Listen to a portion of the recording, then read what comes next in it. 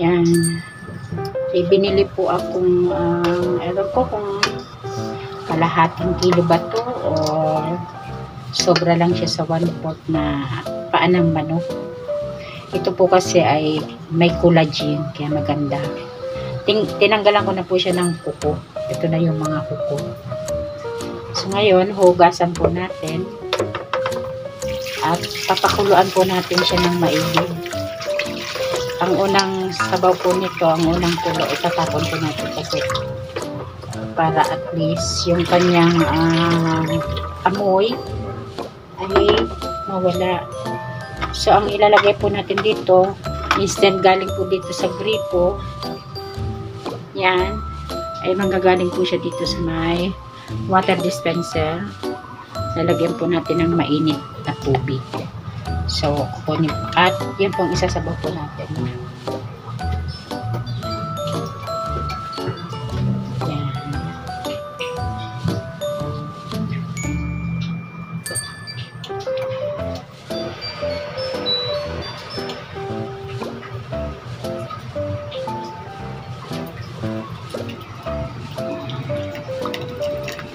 Ilagay po natin dito mainit na tubig. And then, maya, isasalang po natin. Tulungan nyo po ako magsalang. Turuan nyo po ako paano po magluto ng adobong manok. Yan. Ito po ay mainit na tubig. Unang tubig lamang po muna. And then, saka po na natin ito sasalang dito. Ano? Yan. Kasi unang kulo lang naman siya. Yan, unang kulo. Pakulaan lang po muna natin ng medium size. And then, tatakpan po muna natin siya para at least yung pagkulo niya, ma-absorb pati yung sa ibabaw.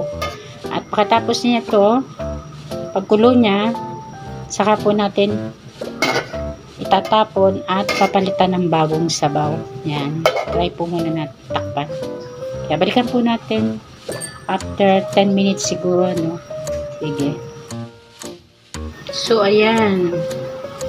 After 10 minutes, kumulo na siya. Itatapon na po natin siya. Itatransfer po natin siya dito. Para at least,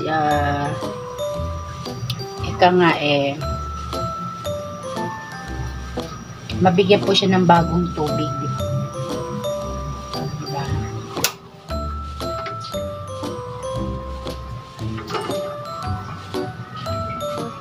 Yan.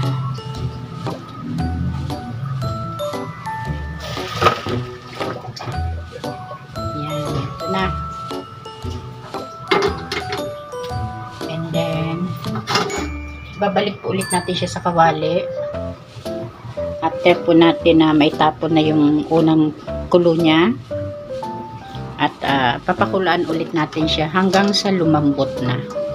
So mamaya ko na lang po ilalagay yung mga ingredient kasi gusto ko po kasi malambot na malambot muna siya bago po natin igigisa sa bawang, suka, tawyo at pamienta. Siyempre. Basta kailangan makulong-makulong muna siya. Yan, nilagyan ko ulit siya ng mainit na tubig. At paano tayo mag-aadobo? Yan, bubuksan ulit natin. Yan. Medium lang. Kasi hindi naman natin kailangan na pakuluan siya ng ang apoy ay malaki. Kasi hindi naman tayo nagmamadali. At saka isa pa maganda yung hinay-hinay lang at madali rin siyang lumambot. Minsan kasi pag nagmamadali ka, inapoy mo yung malaki tapos akala mo inapoy mo ng malaki, madali rin lumambot. Hindi po ganun. Para bang inaano mo lang yung tubig na madali rin siya maubos. Yun lang. Kaya eto mamaya, balikan po natin mga 30 minutes. Pakukuluan ko po siya ng 30 minutes and then titingnan po natin ang resulta. Saka na po tayo maglagay po ng mga ingredient niya. Kaya po, balikan po natin siya ng 30 minutes. Guys, tingnan mo natin after 30 minutes. Wow! Nawala na po yung sabaw niya. Pero kanina po, dinagdagan ko po ito kanina ng sabaw na mga isang baso. So, bali, pangalawang tubig ko na po yun. Ngayon, wala na. So, patayin po natin. At ita-transfer po natin dito. At katapos, magsasangkot siya po tayo ng bawang, sibuyas, lahat po ng ingredient. Kaya, ano po muna natin dito, ita-transfer muna natin sa mangkok para magamit po natin itong kawali.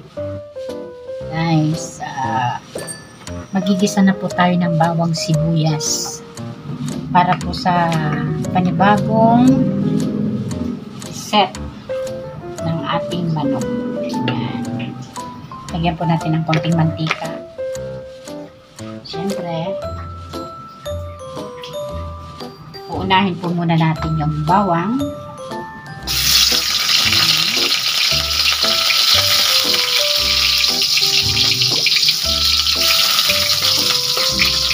Hindi ko po dinurog na masyado yung bawang kasi gusto ko po yung ganito, yung medyo malaki-laki. Yan.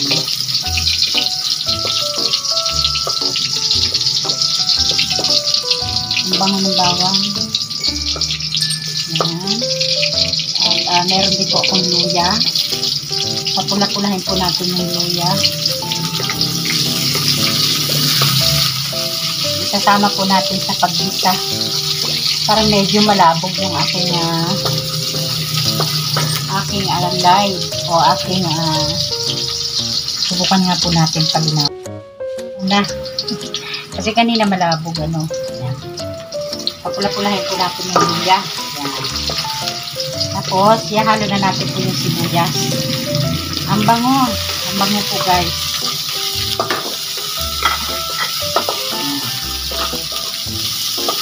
Siyempre, ano po natin, pakagisa natin ng sibuyas.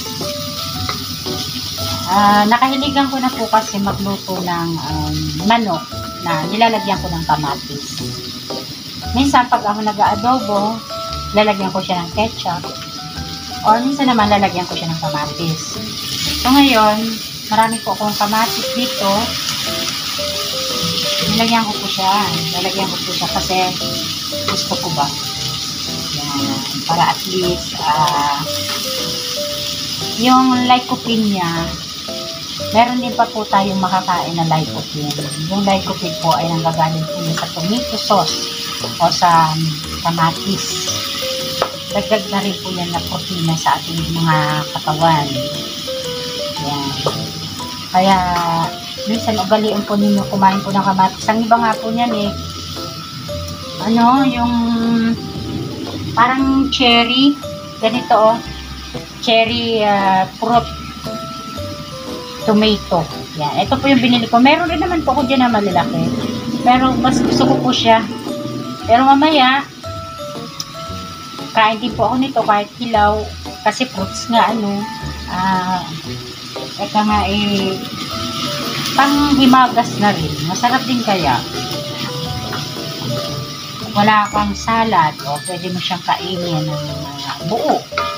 Kasi maliliit lang naman yan. Yan.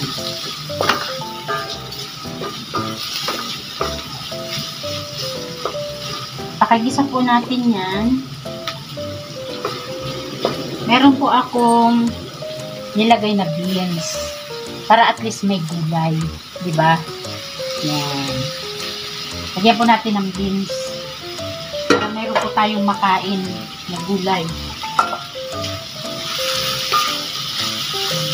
Kaya kakaiba ito pong adobo ko. Kakaibang adobo. Kaya after 5 minutes, tatakpan po muna natin ang after 5 minutes, pero lalagyan na po na natin siya ng asin muna ng konti para at least mag-absorb na po yung lasa niya. Lalagyan na po natin. lalagyan na rin po natin ng paminta. Kasi po naman yung yung manok dati na siyang luto. Nakakulo na po natin. So ngayon, ang hahabulin lang naman natin dito, yung gulay na maluto siya. Diba? Tatakpan po natin siya ng 5 minutes. After 5 minutes, so, bubuksan po natin. Saka halo na po natin yung iba pang mga ingredient. Kaya, hayaan po muna natin siya na maluto sa sarili niyang sabaw. Kasi hindi po tayo nag-add ng tubig. Hayaan lang po natin maging ganyan siya. And after 5 minutes, tingnan na po natin. Ayan. Maluto-luto na po siya. Ihalo na po natin yung manok natin para masarap na. Yan. Igigisa na po na natin yung manok. Yan. Sa totoo, natuyuan po siya ng sabaw eh. Natuyuan po talaga siya ng sabaw.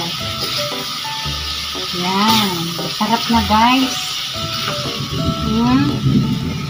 Subukan din po ninyo itong lutuin sa bahay ninyo. Ang sarap din. Oh. Yan. Lalagyan na po natin siya ng dahon. Kasi meron po akong dahon ng laurel. Lagyan po natin ng dalawang piraso.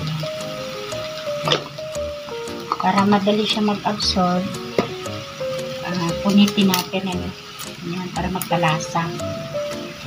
Siyempre, meron din po ako ditong toyo. Yan. Silver Swan. Yan. Ayan o, Silver Swan, toyo. Yan. Igigisa po natin to. Ang sarap na mga guys.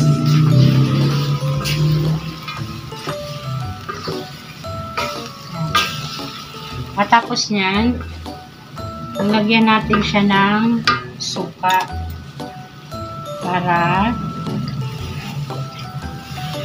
pag masyado maasim, baka masira po ang sikmura natin. Siyempre, hindi rin po dito mawawala ang magic sarap. Kasi dito mahilig din po sila gumamit ng mga ingredient. Ganyan. Magic sarap. Ito.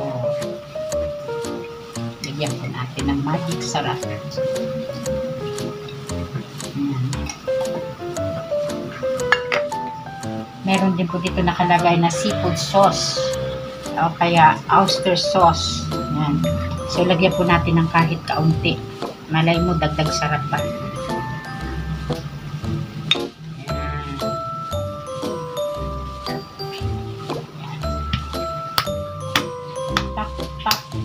Tama na. Konti lang. Ayan. Diba? Ang sarap. And then, hatuin po muna natin, ano? Para po masarap. Diba? Oh, ang sarap na pong tingnan. Kasi, yung niluluto natin, manok. Paanang manok? Collagen. Collagen man sa akin. Collagen. Yan. Masarap po yan. And then, syempre, tatakpan po ulit natin ng mga 5 minutes. After that, saka po natin titimplahin kung ito po nilagyan ko ng konting bitchin. Titimplahin po natin kung medyo maalat ba ng kaunti kasi may tawyo. Pero kanina naglagay lang po ako ng konting asin, di ba? Pero naglagay pa rin po tayo ng tawyo. Pero mamaya tingnan po natin kung gaano na siya kasarap. 5 minutes, tatakpan po ulit natin siya ng 5 minutes para mag-absorb po yung nilagay po nating mga ingredient sa kanya. Di ba? So, ganyan naman talaga usually. Takpan mo muna. Yan. After 5 minutes naman, babalikan po ulit natin para sa panibagong timpla. Kung maalat, matabang. Better pag matabang para maka-adjust po tayo. Kasi pag maalat, mahirap po mag-adjust. Yan. After 5 minutes, okay na. Haluin ulit natin. Yan. Haluin, haluin. 5 minutes again. Kasi kung ano yung nasa ibabaw, pinailalim lang natin. Takpan ulit natin, ano, para at least lalong mas masarap. Teka nga. 5 minutes again. Natapos na po tayo sa another 5 minutes. Titingnan na po natin. Yan. Ang sarap yan. Sa totoo po, ang bango-bango. Ang bango-bango po niya. Kasi naghalo-halo na po yung lycopene, yung kamatis, yung, alam nyo, hindi na ho nakita yung gulay, oh. Nadurog na. Pero okay lang. Ayan. Okay lang. Ayan, titikman po natin, guys, kung masarap po ba talaga yung luto ko. Wow. Perfect. Ang sarap, guys. So, ang kulang na lang, budburan natin ng kaunting sugar. Yan. Konting sugar lang. Kasi, di ba sa adobo, masarap pa rin yung medyo matamis-tamis. Yan. Sugar. Di ba? Yan. Kanina, pinakuloan ko po itong manok, ng paa ng manok. Hindi ko pa po siya nilagyan ng asin. Kasi sabi ko, magkakadoble-doble yung alat ng manok, hindi rin masarap. Kasi maalat ang matitikman mo. Kaya dito ako naglagay, kung saan ako naggisa, dito ko na nilagay. Siyempre, yung toyo din natin, hindi naman gaano kadami yung nilagay ko. Kaya tama-tama lang yung kulay. No? Kaya sana po may natutunan po kayo sa akin niluto. At mamaya magmumukbang po tayo kung gaano kasarap yung niluto ko. Kaya I will try again kung tama-tama na ba yung lasa. Wow, perfect. Daig pa po yung pang restaurant. Yan. Kaya sana po may natutunan po kayo sa aking luto. Bye-bye!